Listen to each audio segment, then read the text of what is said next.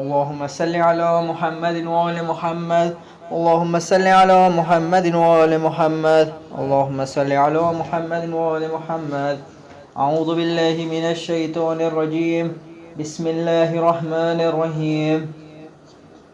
وتحسبوهم أيكادا وهم ركود ونكلبهم ذات اليمين وذات الشمال وكلبهم باسط ذراعيه بالوسيد لو اطلعت عليهم لوليت منهم فرارا ولملئت منهم رعبا وكذلك بعثناهم ليتساءلوا بينهم قال قائل منهم كم لبثتم قالوا لبثنا يوما أو بعض يوم قالوا ربهم أعلم بما لبثتم فابعثوا أحدكم بوريقكم هذه إلى المدينة فلينظر أيها أزكى طعاما فلياتكم برزق منهم وليتلطف ألا يشعرن بكم أحدا إنهم إن يظهروا عليكم يرجموكم أو يعيدكم في ملتهم ولن تفلحوا إذا أبدا وكذلك عشرنا عليهم ليعلموا أن وعد الله حق وأن الساعة لا ريب فيها إذ يتنازعون بينهم أمرهم فقالوا ابنوا عليهم بنيانا ربهم أعلم بهم قال الذين غلبوا على أمرهم لنتخذن عليهم مسجدا صدق الله العلي العظيم. پر محمد والے محمد صلوات. ایک سورہ فاتحہ خطیب اکبر مرزا محمد اطہر صاحب اور خطیب عرفان مرزا محمد اشفاق صاحب کے لیے آپ لوگ پڑھ دیجیے.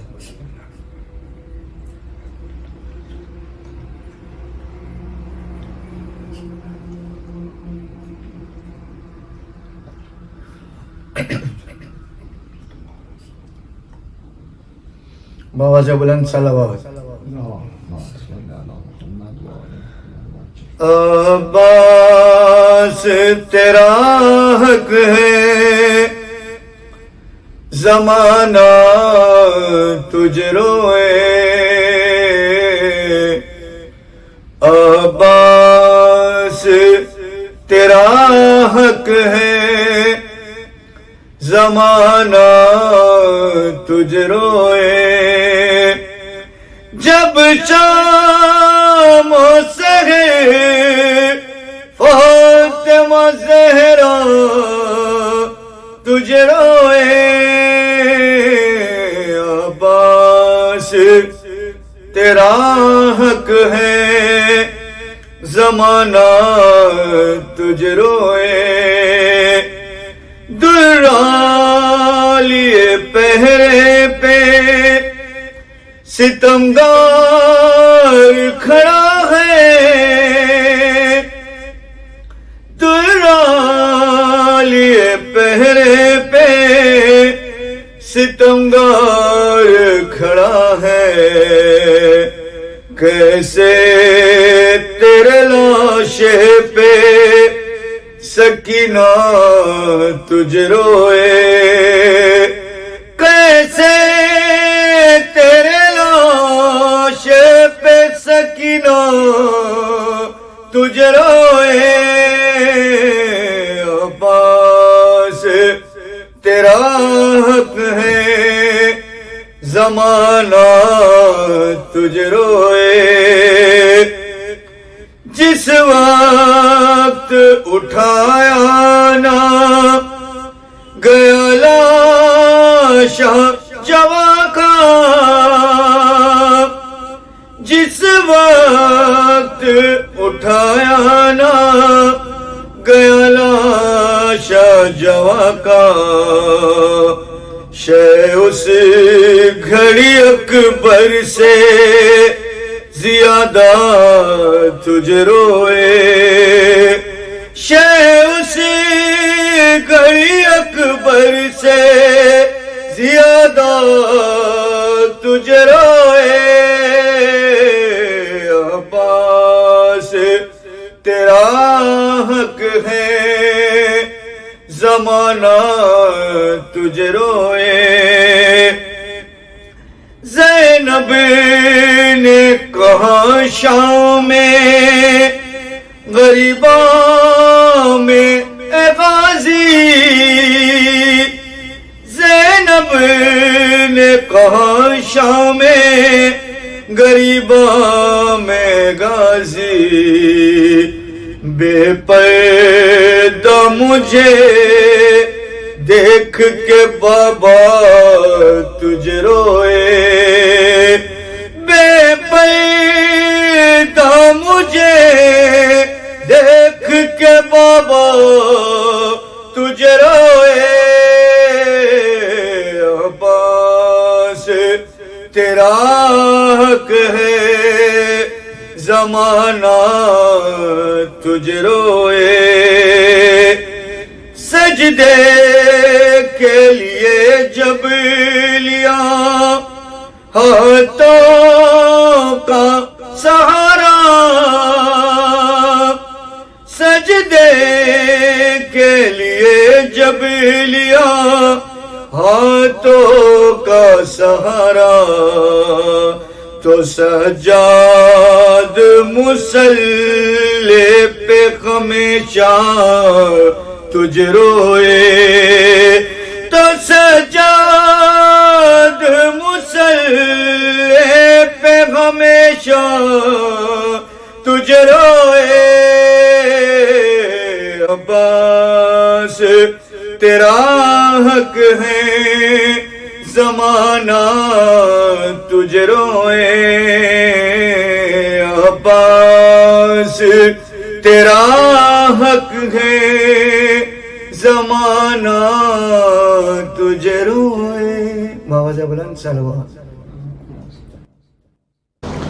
لا حول ولا قوة إلا بالله العلي العظيم. اعوذ بالله السميع العليم من الشيطان اللعين الرجيم. بسم الله الرحمن الرحيم. الحمد لله الذي هدانا لهذا وما كنا لنهتدي لولا أن هدانا الله. لقد جاءت رسل ربنا بالحق. ثم الصلاة والسلام والتحية والإكرام على البشير النذير السراج المنير حبيب إله العالمين بالقاسم المصطفى محمد. اللهم صل على محمد وآل محمد صلوات الله عليه وعلى آل بيته الطيبين الطاهرين المعصومين المنتخبين المنتجبين سيما على بقية الله في العالمين وخاتم أئمة المعصومين الكهف الحسين وغياث المستر المستقيم ملجأ الهاربين وعصمة المعتصمين. أرواحنا وأرواح العالمين لتراب مقدمه فداء. عجل الله تعالى فرجه الشريف.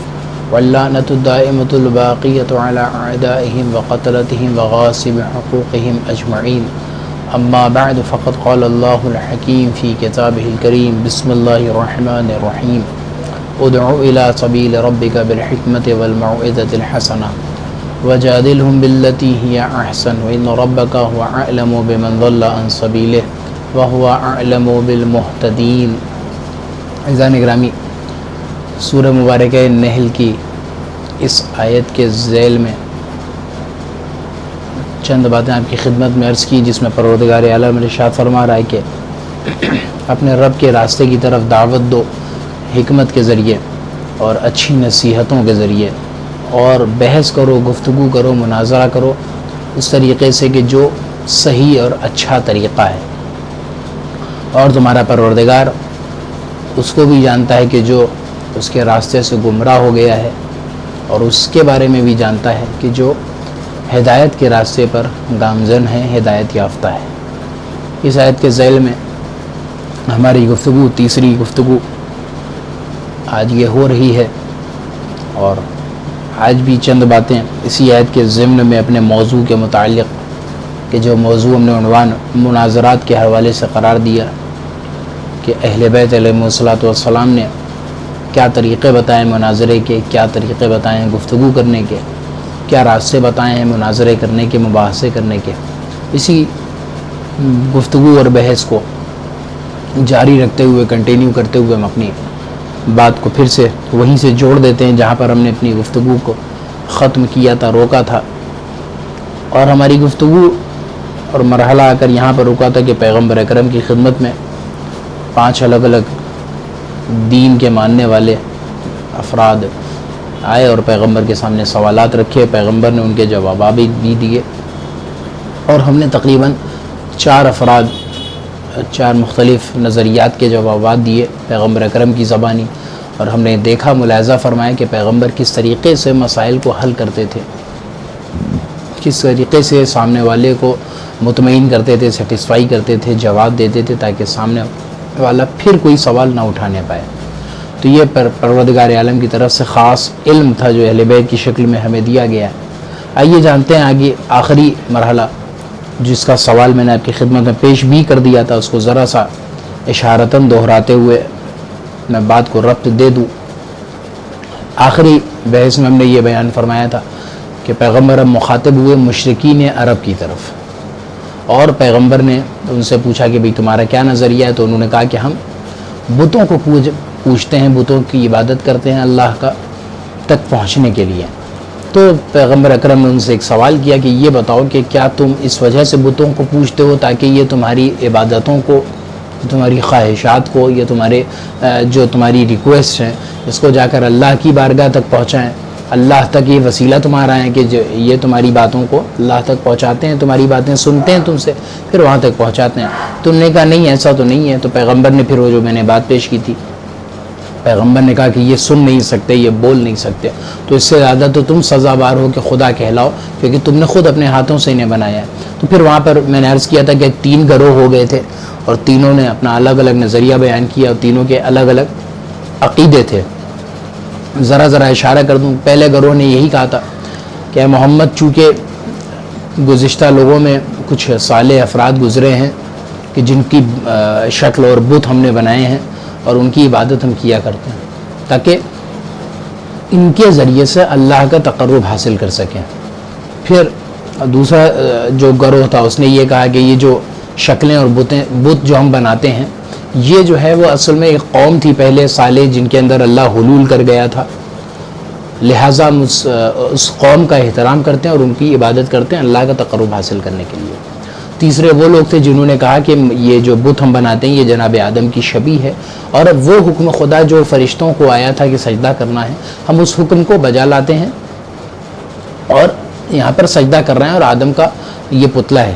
اس کے بعد یہ ان لوگ کہتے ہیں کہ جس طرح اے محمد تم لوگ کعبے کی طرف سجدہ کرتے ہو، اگرچہ کہ تم مکے سے بہت دور ہو، تم اپنے علاقے میں ہو، تم مسجد میں ہو، تم اپنے گھر میں ہو، یہاں سے تم صرف کعبے کی سمت سجدہ کرتے ہو، یہ خیال کرتے ہوئے کہ پروردگار عالم کا وجود یہاں پر رہا ہوگا یا پروردگار عالم نے اس کو مرکز قرار دیا ہے، اس بنیاد پر تم کعبے کی طرف رخ کر کے سجدہ کرتے ہو، جبکہ تمہاری نیت یہ نہیں ہوتی کہ تم کعبے کو سجدہ کر رہے ہو، تم سجدہ اللہ کا کر رہے ہوتے ہو، لیکن تم یہ جو سجدے کا رخ ہے اپنا وہ کعبے کی طرف اسی لیے کرتے ہو چونکہ یہ اللہ سے منسوب ہے.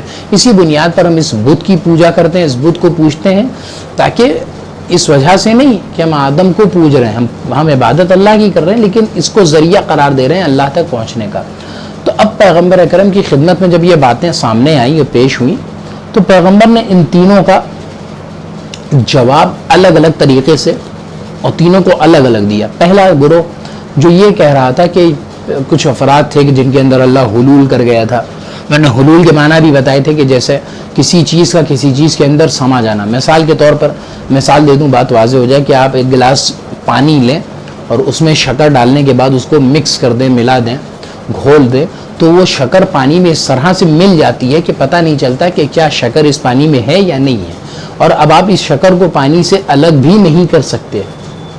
تو یہ چونکہ اس طرح سے مل گئی ہے کہ اس کو جدا نہیں کیا جا سکتا، اس وجہ سے اس کو حلول کرنا اسی کو کہتے ہیں. یعنی خدا ان افراد کے جسموں میں آ گیا اور اسی میں رہنے لگا اور اس کے بعد وہ کہیں اور نہیں جا سکتا، خدا حلول کر گیا.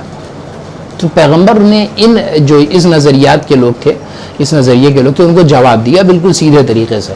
کہا دیکھو تم یہ کہتے ہو کہ خدا کچھ انسانوں کے اندر سرایت کر گیا، حلول کر گیا، آ گیا، سما گیا. تو اب اس کا مسئلہ یہ ہے اور اس کا جواب یہ ہوگا کہ پھر تم نے خداوند عالم کے وجود کو محدود کر دیا. کیسے محدود کر دیا؟ انہوں نے کہا کیسے محدود کر دیا؟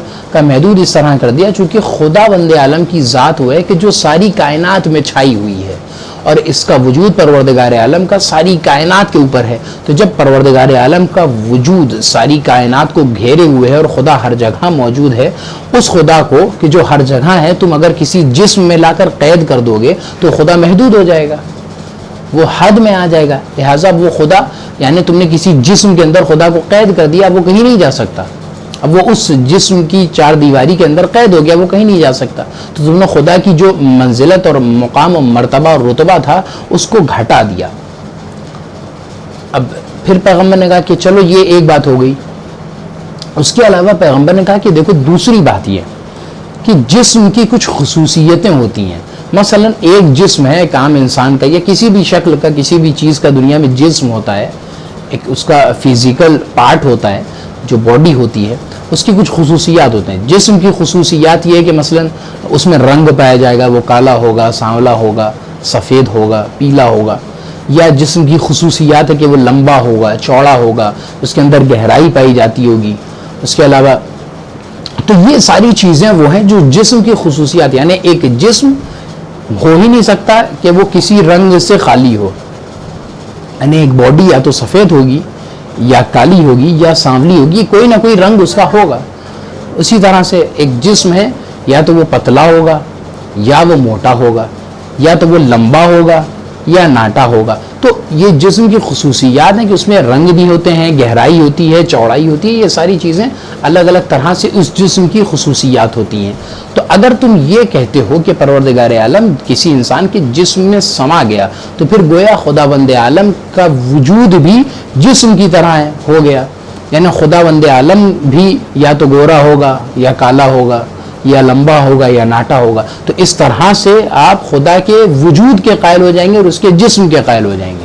اگر خدا کو کسی جسم اور باڈی کے اندر آپ نے حلول کر دیا تو خداوند عالم محدود ہو جائے گا۔ اور جسم میں کسی چیز کا سما جانا یہ اس چیز کا عیب ہوتا ہے، یعنی کسی بھی چیز کا کسی چیز میں سما جانا۔ مثلا ایک گلاس پانی اگر آپ سمندر سے نکال کر گلاس میں ڈال دیں تو اب یہ پانی جو ابھی تک آزاد تھا سمندر میں وہ اب محدود ہو گیا، قید ہو گیا۔ تو یہ جسم میں آ جانا کسی چیز کا یہ قید ہوتا ہے، اور خداوند عالم وہ جو ہر طرح کی قید سے پاک اور پاکیزہ ہے، ہر طرح کی حد سے باہر ہے، ہر طرح کی محدودیت سے باہر ہے، تو خداوند عالم محدود نہیں ہو سکتا۔ دوسری بات تھی یہ۔ پھر پیغمبر نے ایک اور بات کہی، کہا دیکھو جسم جو تم کہہ رہے ہو کہ خدا حلول کر گیا، وہ جسم ہوتا ہے حادث، یعنی وہ جسم وجود میں آیا ہے نیا نیا، اور خدا کی ذات قدیم ہے۔ یہ ممکن ہی نہیں کہ قدیم کا وجود ایک حادث کے وجود میں آ جائے، جیسا کہ جناب عیسیٰ کے مرحلے میں پیغمبر نے یہی دلیل دی تھی کہ ممکن ہی نہیں کہ حادث قدیم ہو جائے یا قدیم حادث ہو جائے۔ تو اس طرح ہوگا کیا؟ چونکہ حادث کا مزاج کیا ہے، جو چیز نئی وجود میں آئی ہے، یہ انسان کا وجود، یہ دنیا کی جتنی بھی چیزیں، ان میں سے ہر چیز کبھی نہ کبھی ختم ہونے والی ہے۔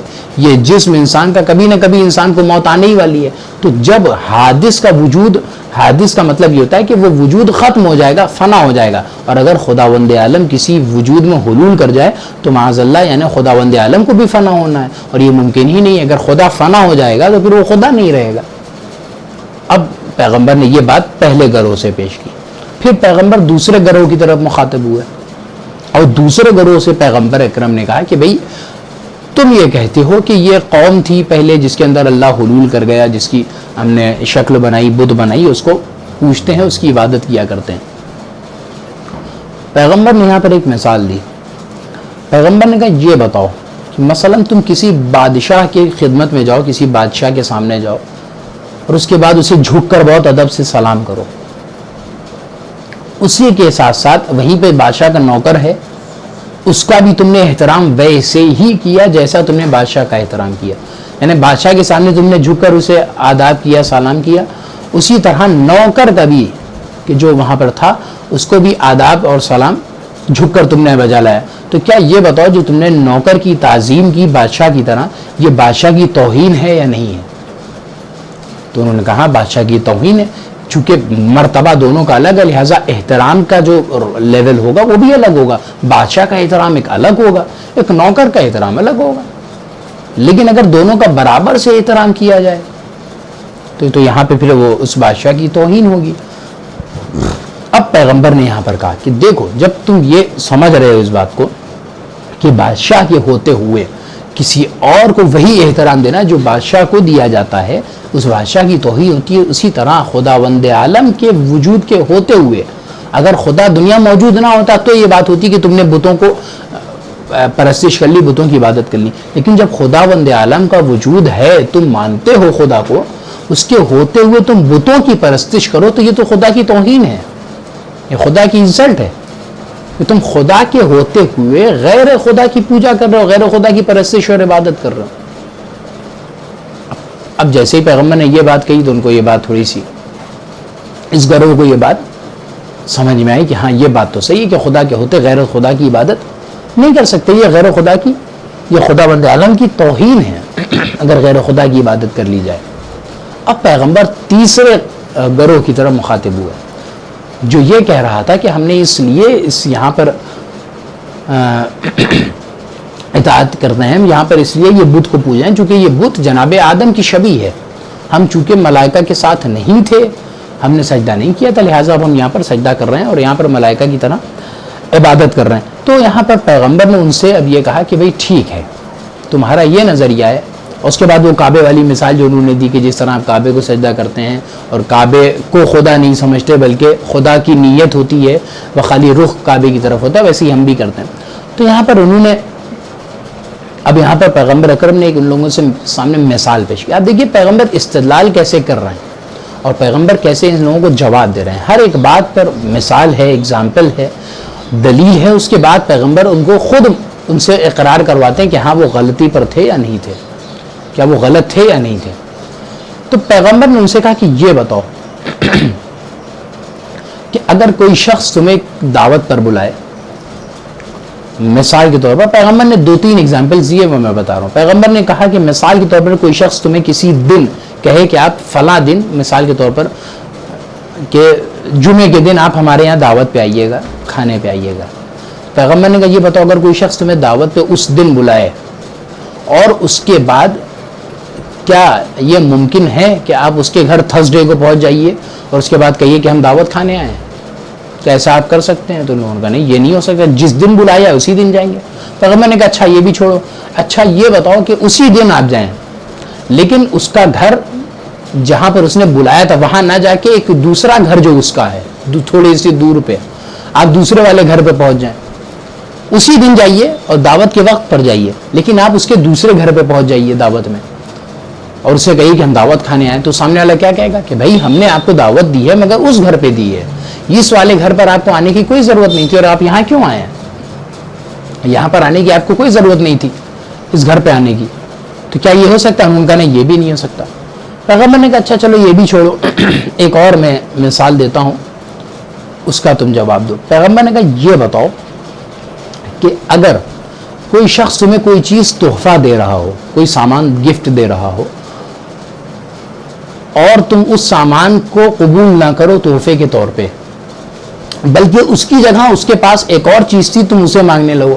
کہنے لگو کہ مثلا مثال کے طور پر ایک شخص آپ کو سائیکل دے رہا ہے تحفے میں اور آپ سائیکل نہ لے کے کہیے کہ نہیں ہمیں بائک چاہیے آپ کی، تو کیا یہ ہو سکتا ہے؟ تو لوگوں نے کہا نہیں یہ بھی نہیں ہو سکتا. جس چیز کے بارے میں کہا گیا ہے، جس چیز کا اس نے حکم دیا ہے یا جس چیز کے بارے میں وہ شخص آپ کو تحفے میں دے رہا ہے، ہم اسی چیز کو قبول کرنا ہے اور اسی چیز کو ہی لینا ہے. اس کے علاوہ ہم اور کوئی چیز نہیں لے سکتے، یہ اور کوئی چیز قبول نہیں کر سکتے. تو پیغمبر نے کہا کہ بھائی چلو یہ بات تمہارے نزدیک ثابت ہے، یعنی اگر کوئی شخص تمہیں جس دن دعوت پر بلا رہا ہے تم اس کے ایک دن پہلے نہیں جا سکتے. کوئی شخص تمہیں جس گھر پہ بلا رہا ہے اس کے علاوہ والے گھر پر نہیں جا سکتے. کوئی شخص تمہیں کوئی گفٹ دے رہا ہے، کوئی تحفہ دے رہا ہے تو تم اس کے علاوہ کوئی اور چیز نہیں مانگ سکتے کیونکہ جو دے رہا ہے وہی چیز آپ کو قبول کرنی پڑے گی ورنہ تحفہ نہیں ہوگا. تو پیغمبر نے کہا جب آپ یہ سب کام نہیں کر سکتے اور آپ کہہ رہے ہیں کہ ہم جناب آدم کا پتلا بنا کر عبادت کرتے ہیں، تو اب یہاں پر پیغمبر نے کہا کہ وہ خدا کہ جس نے آپ کو کہا ہی نہیں، آپ کو آرڈر دیا ہی نہیں کہ آپ آدم کے پتلے کا سجدہ کیجئے، اور آپ خدا بند عالم کو تو مان رہے ہیں، مگر وہ کہہ رہا ہے، اس نے کہا ہی نہیں آپ سے کہ آپ کو عبادت کرنی ہے اس پتلے کی، اور آپ اس پتلے کی عبادت کر رہے ہیں، تو کیا یہ خدا بند عالم کا احترام کرنا ہوا یا اس کی توہین کرنا ہے؟ جب خدا نے حکم ہی نہیں دیا جس چیز کا، وہ کہی نہیں رہا ہے کہ آپ کو پتلا بنانا ہے اور اس کی پرستش کرنی ہے، اس کی عبادت کرنی ہے، اور آپ ہیں کہ اسی کی عبادت کرے پڑھیں، آپ ہیں کہ اسی کی اطاعت کرے پڑھیں. خدا جو کہہ رہا ہے وہ نہیں مان رہے، اپنی طرف سے پتلا بنا کر پوجے جا رہے ہیں. تو کیا یہ عبادت قبول ہوگی؟ اور کیا یہ خدا بند عالم کی توہین نہیں ہے کہ ہم خدا بند عالم کہہ کچھ رہا ہے، ہم سے کروا کچھ رہا ہے، وہ چاہ کچھ رہا ہے، لیکن ہم ہیں کہ نہیں صاحب، خدا نے ہم سے کہا نہیں، پھر بھی ہم پتلا بنائے ہیں اور یہ ملائکہ کو حکم دیا تھا، اس وجہ سے ہم بھی عبادت کریں گے. بھائی تب آپ کرتے جب خدا کہتا کہ تمہیں بھی کرنا ہے، لیکن جب خدا نہیں کہہ رہا ہے تو آپ کو کیوں کرنا؟ کیوں آپ کو کرنا ہے؟ تو پیغمبر نے جیسے یہ بات کہی، ان لوگوں کو یہ بات سمجھ میں آئی، اور اب یہاں پر یہ بالکل خاموش ہو گئے. تو اس طرح سے تینوں گروہ کے مشرکین کے پیغمبر اکرم نے جواب دیا، اور پیغمبر اکرم نے بتایا کہ کس طریقے سے وجود خدا ضروری ہے اور کس طریقے سے صرف عبادت اللہ کی ہونی چاہیے، اس کے علاوہ کسی اور کی عبادت نہیں ہونی چاہیے. تو پیغمبر اکرم نے اس طرح سے ان تینوں گروہ کو جواب دیا اور ان کو اطمینان بخش خاموش کرایا پیغمبر اکرم نے.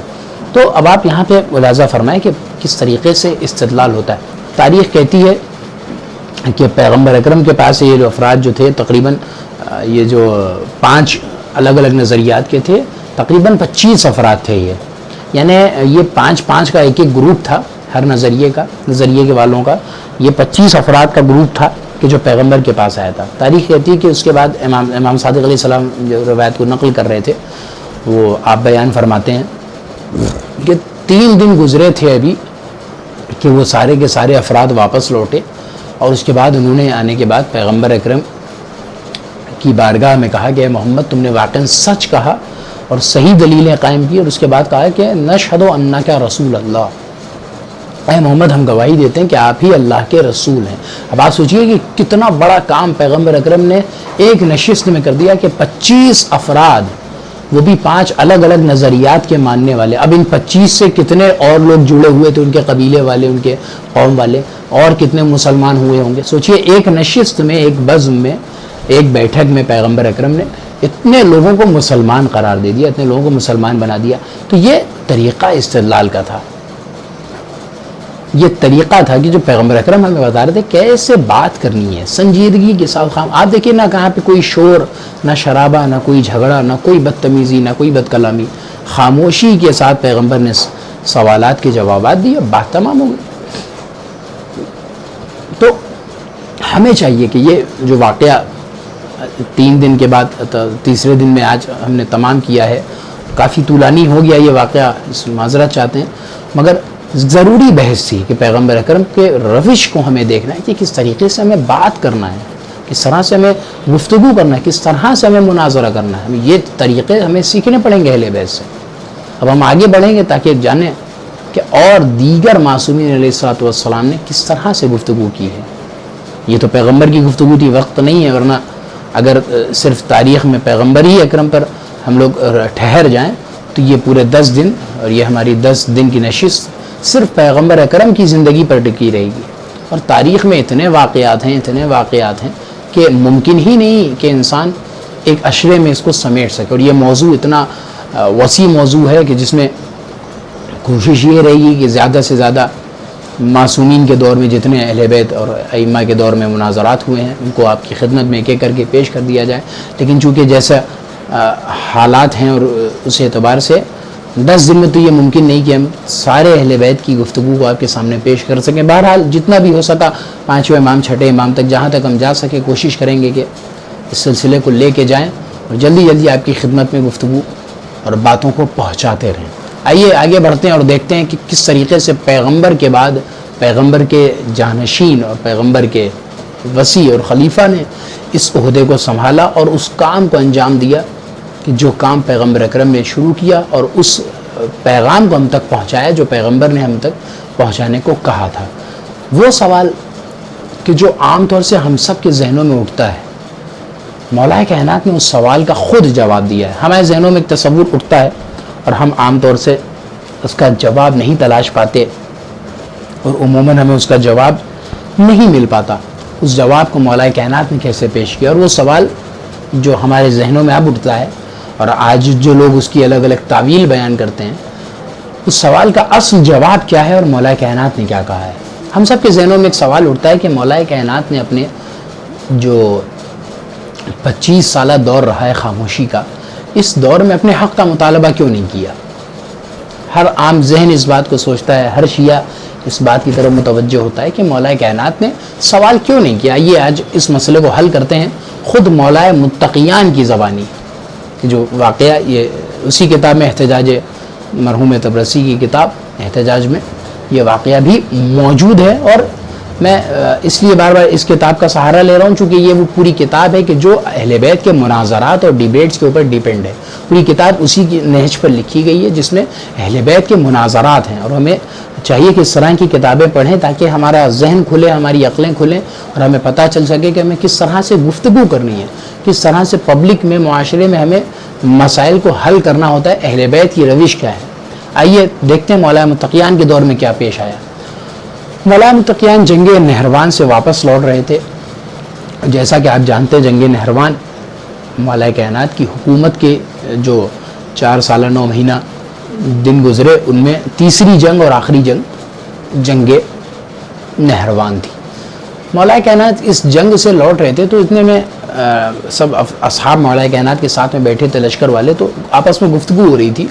اس میں سے یہ بات چیت چھڑ گئی کہ بھائی یا علی، آپ نے پہلے اور دوسرے خلیفہ سے اور تیسرے خلیفہ ان کے دور میں آپ نے اپنے حق کا مطالبہ کیوں نہیں کیا؟ اس دور میں آپ نے جنگ کیوں نہیں کی جس طرح سے آپ ابھی لڑ رہے ہیں؟ اتنے میں یہ بات ہوئی رہی تھی کہ اشعث بن قیس کندی، یہ اشعث یہ بہت شدید دشمن اہل بیت تھا، اور اگر آپ تاریخ دیکھیں گے تو آپ کو اندازہ ہوگا، جو لوگ مولا کائنات کی شہادت کو واقعاً تاریخ کی روشنی میں جانتے ہیں، پڑھتے ہیں، ان کو پتہ ہوگا کہ اشعث بن قیس کندی کا کیا کردار رہا ہے خود مولا کائنات کی شہادت میں، اور خود اسی کی بیٹی تھی کہ جس نے امام حسن کو زہر دیا تھا، جعدہ بنت اشعث۔ تو اشعث بن قیس کندی بھی اسی لشکر میں تھا، مولا کے ساتھ تھا۔ اس نے کہا کہ یا علی، صحیح بات ہے، آپ نے تلوار کیوں نہیں چلائی، آپ نے خون کیوں نہیں بہایا، آپ نے اپنے حق کا مطالبہ کیوں نہیں کیا؟ جس طرح سے آپ نے طلحہ زبیر سے جنگ کی جنگ جمل میں، آپ نے معاویہ سے جنگ کی جنگ صفین میں، اور آپ اب نہروان سے لوٹ رہے ہیں خوارج سے لڑ کے۔ تو اس طریقے سے آپ نے گزشتہ لوگوں سے کیوں نہیں جنگ کی؟ ان سے بھی جنگ کرتے، اپنا حق واپس لے لیتے، آپ کو حکومت مل جاتی، آپ کو اقتدار مل جاتا۔ مولا کائنات نے کہا کہ اشعث وائے ہو تجھ پر، تو نے ایسا سوال کیا، لیکن اب تو نے جب سوال کیا ہے تو اب میں تجھے جواب دوں گا۔ اور مولا کائنات نے یہاں پہ تقریباً 5 سے 6 جواب دیے، وہ آپ کی خدمت میں آج عرض کر دوں تاکہ موضوع مکمل ہو جائے۔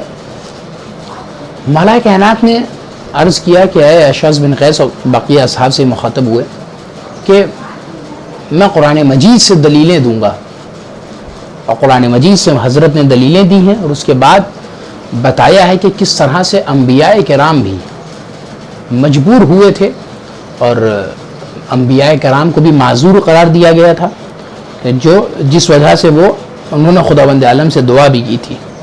اب یہاں پر مولا کائنات نے سب سے پہلے جو جواب دیا کہ میں انبیاء میں سے تقریباً 5 سے 6 انبیاء کا ذکر کروں گا کہ جو ظاہر سی بات ہے علی وارث انبیاء ہیں، اہل بیت وارث انبیاء ہیں، تو جو انبیاء کا کردار رہا ہے وہی اہل بیت کا کردار رہا ہے۔ انبیاء کے ساتھ جو حالات ہوئے اہل بیت کے ساتھ بھی ہوئے، تو جو کام انبیاء کرام نے کیا وہ کام اہل بیت علیہ الصلوۃ والسلام بھی کریں گے۔ پہلا جواب جو مولا کائنات نے دیا، کہا کہ سب سے پہلی قرآن مجید میں جو جناب نوح علیہ الصلوۃ والسلام کے حوالے سے قرآن مجید میں آیت موجود ہے، بسم اللہ الرحمن الرحیم، فدعا ربہ انی مغلوب فانتصر۔ نوح نے دعا کی کہ اے خدا میں مغلوب ہو گیا ہوں، میری مدد کر، میری نصرت فرما۔ تو اب آپ دیکھیں یہاں پہ پروردگار عالم سے جناب نوح کیا دعا کر رہے ہیں؟ انی مغلوب، یعنی مجھ پر غلبہ کر لیا، یہ قوم مجھ پر چڑھائی کیے ہوئے، میں غالب نہیں آ پا رہا ہوں، یہ قوم غالب آ رہی ہے، میں مغلوب ہو رہا ہوں، یعنی میں دب رہا ہوں۔ فانتصر میری نصرت فرما.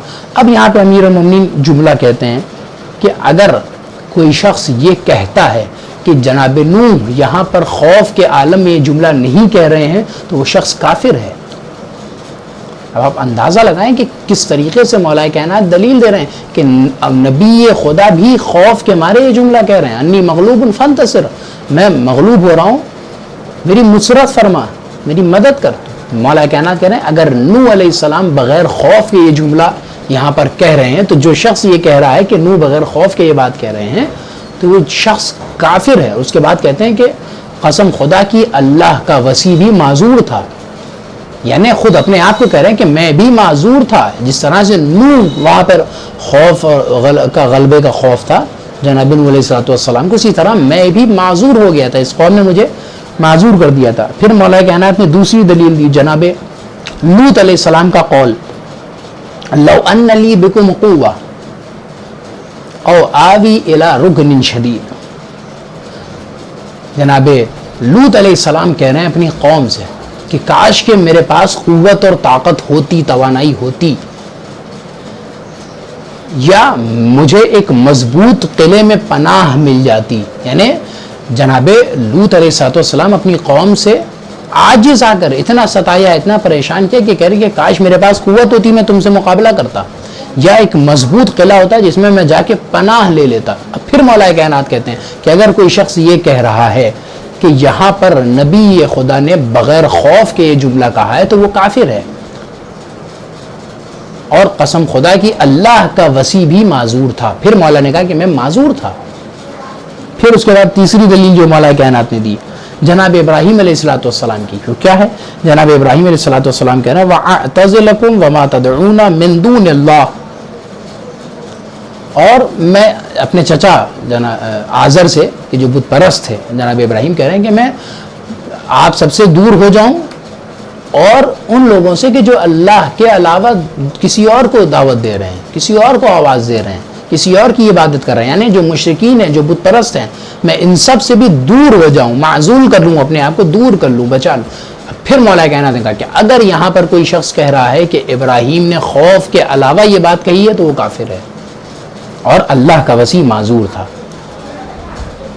پھر اس کے بعد مولانا متقیان نے جو چوتھی دلیل دی ہے جناب موسیٰ علیہ السلام کی, فَفَرَرْتُم مِّنْكُمْ لَمَا خِفْتُكُمْ, میں نے تم لوگوں سے فرار اختیار کی کہ تم لوگوں سے خوف آ رہا تھا, یعنی تم لوگوں سے ڈر رہا تھا, اس بنیاد پر میں نے فرار اختیار کی, تم لوگوں سے خوف تھا مجھے. تو پھر یہاں پر اب آپ دیکھیں کہ جناب موسیٰ علیہ السلام جیسا نبی بھی یہ بات کہہ رہا ہے کہ مجھے خوف تھا, لما خفتکم, میں ڈر رہا تھا تم سے.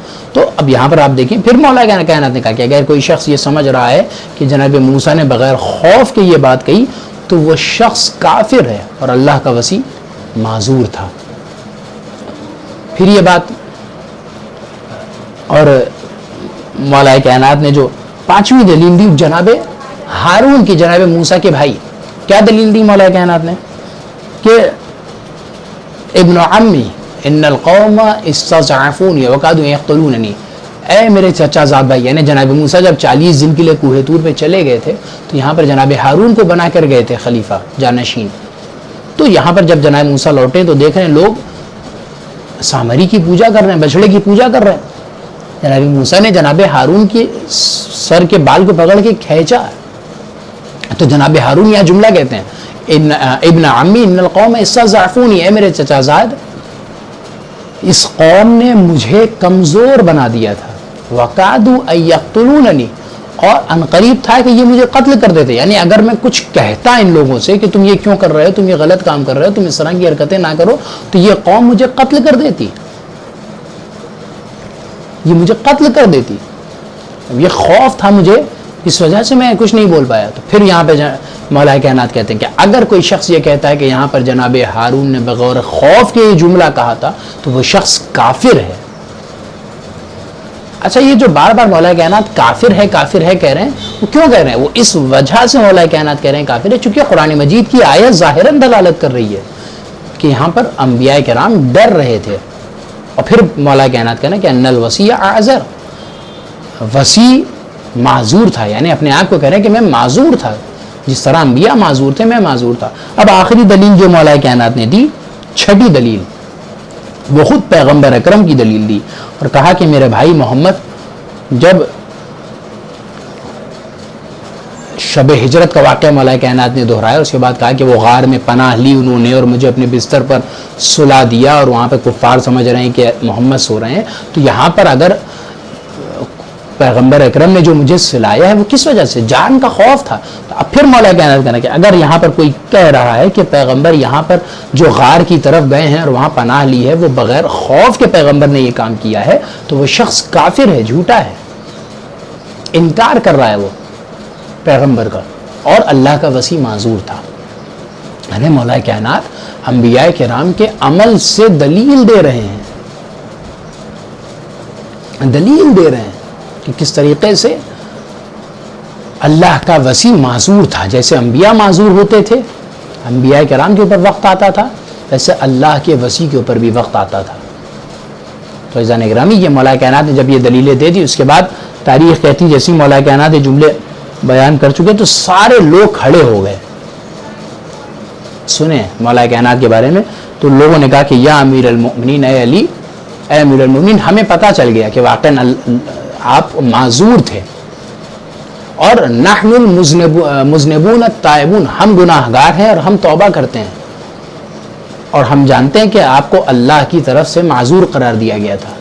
آپ معذور تھے، یعنی ہماری غلطیوں کی وجہ سے آپ کو معذور رہنا پڑا اور آپ کوئی ایکشن نہیں لے پائے. لوگوں نے اس بات کا اقرار کیا، سب نے مل کر اس بات کا اقرار کیا. اب آپ سوچئے مولا کائنات اپنی زبان سے اپنا حال بتا رہے ہیں، اپنی کیفیت بتا رہے ہیں، اپنی سچویشن بتا رہے ہیں کہ وہ کیوں حق کے لیے آواز نہ اٹھا پائے، وہ کیوں ظلم کے خلاف نہیں کھڑے ہو پائے. یہ مولا کائنات کی مظلومیت اور غربت تھی کہ مولا کائنات نے خود اقرار کیا اس بات کا. لہٰذا اب آج سے جو لوگ تعویل کرتے ہیں، جو الگ الگ باتیں بتاتے ہیں، انہیں چاہیے کہ خود اس روایت کو نقل کریں اور اس روایت سے سمجھیں کہ علی کتنے مظلوم تھے، علی کتنے غربت کے عالم میں تھے کہ جو علی کو مصیبتیں برداشت کرنی پڑی، تکلیفیں برداشت کرنی پڑی. اور یہی تو دشمنی علی کی تھی کہ جو کربلا کے میدان تک آئی ہے. یہ لوگ غدیر کا حسد اور بغض تھا، اور بدر و احد کی مولا کائنات کے کارنامے تھے جس کا حسد، جس کی دشمنی امام حسین سے نکالی گئی. امام حسین نے کربلا کے میدان میں پوچھا بھی کہ لماذا تقتلونی، تو مجھے کیوں قتل کرنا چاہتے ہو؟ تو انہوں نے کیا کہا ہے شام والوں نے؟ لبغض ابیک، اے حسین آپ سے کوئی دشمنی نہیں ہے، آپ کے باپ علی سے دشمنی تھی. تو علی کی دشمنی تھی کہ جس سے حسین پر ظلم کیا گیا. عزیزان گرامی، کتنے مصائب برداشت کی امام حسین علیہ السلام نے، کتنی تکلیفیں برداشت کی. اتنی تکلیفیں کہ ملائکہ، وہ ملائکہ کہ جن کے پاس احساس نہیں ہوتا، جن کے پاس خواہشات نہیں ہوتی کہ جو درد کو محسوس کریں، جو محبت کو محسوس کریں، وہ ملائکہ بھی امام حسین کی تکلیف کو دیکھ کے رو رہے تھے. تو جب عصر عاشور امام حسین علیہ السلام کے قتل کا منظر دیکھ کر ملائکہ واپس بارگاہ الہی میں گئے، تو وہ ملائکہ کہ جن کے پاس احساس نہیں ہوتا، اتنا زیادہ امام حسین کے غم میں مضطرب ہو چکے تھے اور اتنا ان کا دل دہل چکا تھا کہ وہ کہتے ہیں پروردگار ہمیں اجازت دے کہ ہمیں انتقام لیں، تیرے حسین کا بدلہ لیں. لوگوں نے کس طریقے سے حسین کو قتل کر ڈالا. پروردگار عالم، تاریخ روایتوں میں ملتا ہے کہ پروردگار عالم نے ایک نور کی طرف اشارہ کیا. ملائکہ نے دیکھا کہ ایک نور ہے کہ جو قیام کی حالت میں ہے. پروردگار نے کہا کہ اے ملائکہ، جب یہ قائم قیام کرے گا تب تم اس کی نصرت کرنا، اور یہ حسین کے خون کا بدلہ لے گا اور حسین کی قربانی کا بدلہ لے گا. تو ملائکہ روایتوں میں ملتا ہے کہ تب سے لے کے روز قیام، تب تا ظہور امام قائم، ملائکہ زمین پر آتے ہیں، قبر امام حسین کا طواف کرتے ہیں اور چلے جاتے ہیں، اور یہی ان کا کام ہے. تو عزیزان گرامی، ذرا سوچئے کہ اس امام قائم نے اپنی نگاہ امامت سے کس طرح سے وہ منظر دیکھا ہوگا. یہی وجہ ہے کہ جب آیت اللہ مرشی نجفی نے امام زمانہ سے پوچھا ملاقات کی، مولا یہ بتائیں کہ آپ خون کے آنسو کیوں روتے ہیں؟ اس کے بعد آیت اللہ مرشی نجفی نے بیان کرنا شروع کیا، مولا کیا آپ علی اکبر کے مسائب پر خون کے آنسو بہاتے ہیں؟ امام نے کہا نہیں. پھر آپ نے کہا کیا آپ علی اصغر کے چھوٹے سے گلے کے چھٹ جانے پر خون کے آنسو بہاتے ہیں؟ تو امام نے کہا نہیں. یہاں پہ سارے مسائب بیان کرتے جاتے ہیں مرشی نجفی. آخر میں مرشی نجفی کہتے ہیں مولا کیا وہ منظر کہ جس منظر کے وقت زمین لرز رہی تھی، آسمان کانپ رہا تھا، فرات کا پانی نیزوں میں چھل رہا تھا، جب شمر کا کند خنجر امام حسین کے سوکھے ہوئے گلے پر چل رہا تھا، کیا وہ منظر تھا جب آپ خون کے آنسو بہاتے ہیں؟ مرشی نجفی سے مولا کہتے ہیں کہ نہیں، میں اس منظر پر بھی نہیں بہاتا۔ آخر مرشی نجفی پوچھتے ہیں کہ مولا آخر وہ منظر تھا کون سا، وہ کون سی ایسی مصیبت تھی جس پر آپ خون کے آنسو بہاتے ہیں؟ اس وقت میں زمانہ کہتے ہیں مرشی نجفی سنو، جب کربلا کا کسی بھی غم، کوئی بھی غم ایسا نہیں کہ جس پر میں خون کے آنسو بہاتا ہوں، بس ایک ایسی مصیبت کہ جس پر میں خون کے آنسو بہاتا ہوں، جب کوفہ اور شام کے بازار میں ہماری ماں و بہنوں کو بے مخنہ و چادر لے جایا جا رہا تھا اور منادی ندا دے رہا تھا، یہ علی کی بیٹیاں ہیں، رسول کی نواسیاں ہیں، یہ خوارج ہیں، یہ خروج کرنے والی ہیں، ان پر ظلم کرو، ان پر پتھر برساؤ۔ تو تاریخ میں ملتا ہے کہ شام کے بازار میں جب یہ قافلہ پہنچا ہے تو کوئی پتھر مار رہا تھا، تماشائی ہنس رہے تھے، عورتیں چھتوں پہ کھڑے تماشا دیکھ رہی تھیں، اور کوئی کھولتا ہوا گرم پانی پھینک رہا تھا۔ چوتھے امام بیان کرتے ہیں کہ اتنے میں کسی شقی نے چھت کے اوپر سے آگ پھینکی، انگارے کا ایک ٹکڑا آ کر چوتھے امام کے امامے میں پھنس گیا۔ چوتھے امام کہتے ہیں میرا امامہ جلتا رہا اور کوئی نہ تھا کہ جو آ کر میرے امامے میں لگی ہوئی آگ کو بجھا دیتا۔ وَسَيَعْلَمُ الَّذِينَ ظَلَمُوا أَيَّ مُنْقَلَبٍ يَنْقَلِبُونَ رَبَّنَا تَقَبَّلْ مِنَّا إِنَّكَ أَنْتَ السَّمِيعُ الْعَلِيمُ۔ تو نہ آیا غازی جب ردا سر سے چنی، میں صدا دیتی رہی، تو نہ آیا غازی۔ آل عمران کہاں اور زندان کہاں، یہ بہن قید ہوئی، تو نہ آیا غازی۔ جب ردا سر سے چنی، میں صدا دیتی رہی، تو نہ آیا غازی۔ ہم کو پانی نہ ملے تیری خوشبو تو رہے، تیرے بازو نہ کٹے چاہے مشکی زاچ دے، یہ مگر ہو نہ سکا تیرے بازو ہے جدا، مجھ پہ ہے تشنہ لبی، تو نہ آیا غازی۔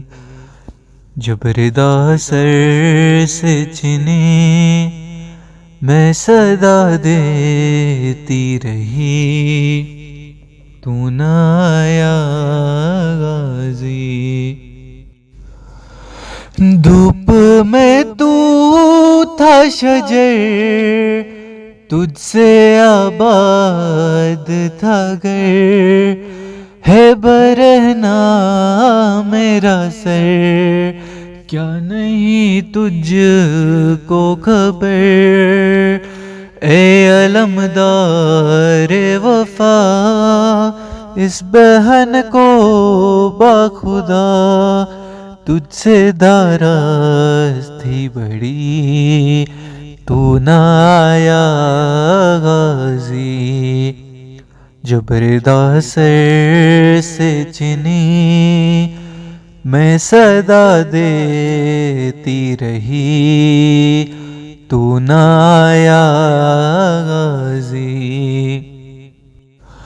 آ گئی شام علم، لٹ گئے اہل حرم، ریت پر جلتی ہوئی ہو گیا ٹھنڈا علم، پرسا دینے کے لیے مجھ سے ملنے کے لیے آ گئے بابا علی، تو نہ آیا غازی۔ جب ردا سر سے چنی، میں صدا دیتی رہی تو نہ آیا غازی۔ کیا کہوں شعر میرے بے ردا ہم کو لیے، یہ مسلمان سارے شہر در شہر گئے، خلقت کوفہ کبھی خلقت شام کبھی، اور ہاں ہم پہ ہنسی تو نہ آیا غازی۔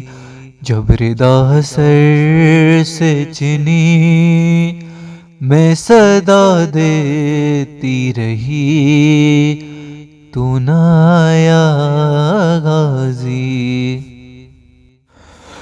کتنی بے بس تھی بہن اے شہنشاہ وفا، نام لے لے کے میرا جب یہ ظالم نے کہا، ناز تھا جس پہ تجھے اب بلاؤ نہ اسے، اور میں روتی رہی تو نہ آیا غازی۔ جب ردا سر سے چنی میں صدا دیتی رہی تو نہ آیا غازی۔ قید خانے میں قضا جب سکینہ کو ملی، دیکھے کرتے کا کفن بچی دفنائی گئی، اس گھڑی نام تیرا صورت ناد علی، دکھ میں دہراتی رہی تو نہ آیا غازی۔ جب ردا سر سے چنی میں صدا دیتی رہی تو نہ آیا غازی۔ رویا ریحان قلم کر کے یہ بات رقم، خون میں ڈوب گیا میرے غازی کا علم، زخمی زینب کا جگر خونفشاں شاہ کا سر، آئے خیموں میں شکی تو نہ آیا غازی۔ جب ردا سر سے چنی میں صدا دیتی رہی تو نہ آیا غازی، تو نہ آیا غازی۔ زیارت عاشورہ پڑھتا ہوں میں اپنی جانب سے، اپنے والدین کی جانب سے، کل مرحوم مومنین والمومنات کی جانب سے، خاص طور سے امام زمانہ کی جانب سے، قربتاً اللہ۔ السلام علیک یا ابا عبداللہ، السلام علیک ابن رسول اللہ، السلام علیک ابن امیر المؤمنین وابن سید الوسین، السلام علیک ابن فاطمة الزہراء سیدۃ نساء العالمین، السلام علیک آثار اللہ وابن سارہ والوتر الموتور، السلام علیک وعلی الارواح التي حلت بفنائک، علیکم انی جمیعا سلام اللہ ابدا ما بقیت وبقی اللیل والنہار۔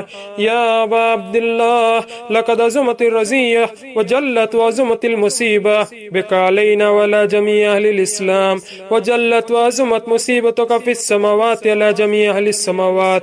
فلعن الله أمة أسست أساس الظلم والجور عليكم أهل البيت، ولعن الله أمة دفعتكم من مقامكم وأزالتكم من مراتبكم التي رتبكم الله فيها، ولعن الله أمة قتلتكم، ولعن الله ممحدين لهم بالتمكين من قتالكم. برئت إلى الله وإليكم منهم وأشيائهم وأتباعهم وأوليائهم. يا أبا عبد الله إني سلم لمن سالمكم وحرب لمن حاربكم إلى يوم القيامة. ولعن الله على زياد وعلى مروان، ولعن الله بني أمية كاتبة، ولعن الله ابن مرجانة، ولعن الله عمر بن سعد، ولعن الله شمرة، ولعن الله أمة أسرجت وألجمت وتنكبت لقتالك بأبي أنت وأمي لقد أزم مصابي بك. فأسأل الله الذي أكرم مقامك وأكرمني أن يرزقني طلب السارك مع إمام منصور من أهل بيت محمد صلى الله عليه وآله. اللهم اجعلني عندك وجيها بالحسين عليه السلام في الدنيا والآخرة. يا أبا عبد الله إني أتقرب إلى الله وإلى رسوله وإلى أمير المؤمنين وإلى فاطمة وإلى الحسن وإليك بموالاتك وبالبراءة ممن أسست أساس ذلك وبنى عليه بنيانا وجرى في ظلمه وجوره عليكم وعلى أشيائكم. برئت إلى الله وإليكم منهم وتقرب إلى الله ثم إليكم بموالاتكم وموالاة وليكم وبالبراءة من أعدائكم والناصبين لكم الحرب وبالبراءة من أشيائهم وأتباعهم. إني سلم لمن سالمكم وحرب لمن حاربكم وولي لمن والاكم وعدو لمن أعداكم. فأسأل الله الذي أكرمني بمعرفتكم ومعرفة أوليائكم ورزقني البراءة من أعدائكم أن يجعلني معكم في الدنيا والآخرة وأن يثبت عندكم قدم صدق في الدنيا والآخرة. وأسأله أن يبلغني المقام المحمود لكم عند الله وأن يرزقني طلب الساري مع إمام هدى ظاهر ناطق بالحق منكم. وأسأل الله بحقكم وبالشان الذي لكم عنده ويعطيني بمصابيبكم أفضل ما يؤتي مصابا بمصيبته مصيبة ما أعظم وأعظم رزية في الإسلام وفي جميع السماوات والأرض. اللهم اجعلني في مقام هذا ممن تناله منك صلوات ورحمة ومغفرة. اللهم اجعل محياي محيا محمد وآل محمد ومماتي ممات محمد وآل محمد. اللهم إن هذا يوم تبركت به بن أمية وابن عاقلة الأكباد اللين ابن اللين على لسانك ولسان نبيك صلى الله عليه وآله في كل موطن وموقف وقف فيه نبيك صلى الله عليه وآله. اللهم لعن أبا سفيان ومعاوية ويزيد بن معاوية عليهم منك لعنة عبد العابدين. وهذا يوم فرد به آل زياد وآل مروان بقتلهم الحسين صلوات الله عليه. اللهم فضائف عليهم اللعنة منك والعذاب الأليم. اللهم إني أتقرب إليك في هذا اليوم وفي موقفي هذا وأيام حياتي بالبراءة منهم واللعنة عليهم وبالموالاة لنبيك وآل نبيك عليه وعليهم السلام. اللهم لعن أول الظالم ظلم حق محمد وآل محمد وآخر التابعين له ولا ذلك. اللهم لعن الإصابة التي جاحدت الحسين وشايعت وبايعت وتعبت على قتله. اللهم لعنهم جميعا. السلام عليك يا أبا عبد الله وعلى الأرواح التي هلت بفنائك. عليك مني سلام الله أبدا ما بكيت وبكي الليل والنهار ولا جعله الله آخر العهد مني لزيارتكم.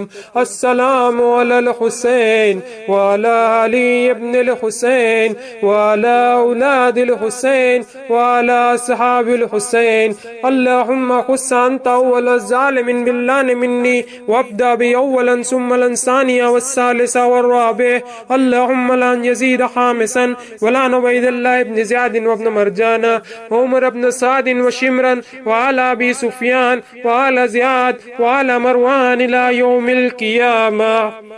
سجدے میں جائے. اللهم لك الحمد حمد الشاكرين لك على مصابهم الحمد لله على عظيم رزيتي. اللهم ارزقني شفاعة الحسين يوم الورود وثبت لي قدم صدق عندك مع الحسين وأصحاب الحسين الذين بذلوا مهجهم دون الحسين عليه السلام. اللهم صل على محمد وآل محمد وعجل فرجه.